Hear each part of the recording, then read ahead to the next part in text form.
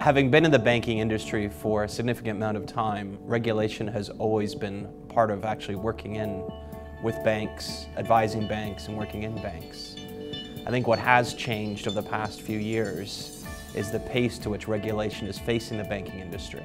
I think an interesting point to highlight is in our recent CEO survey, where 81% of CEOs commented that a real risk to growth was over-regulation. I think a large part of this is while we've had a global response to the financial crisis with regards to priorities, it's actually being implemented at a jurisdictional level.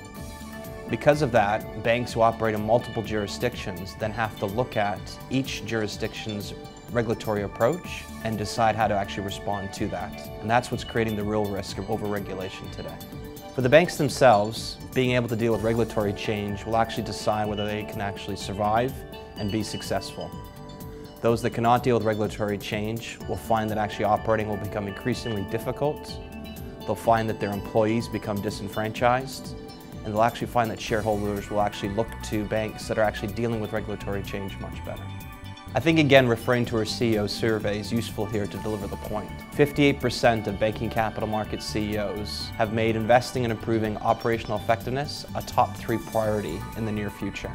Operational risk management is very important to banks. As banks constantly improve their processes, they're exposed to risk.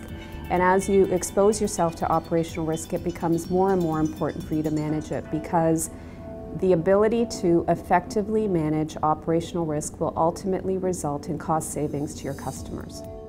And fundamental to risk governance is an institution's risk appetite framework, which really guides the risk-taking activities of the organization related to market, credit, operational risk, including new product development. And it really just helps translate and guide the institution in terms of, how much risk are they willing to take in each of those different areas. By requiring boards to have greater oversight of the risk appetite framework, this should lead to shareholders having more confidence in the financial institution and ultimately contribute to the soundness and safety of our financial system.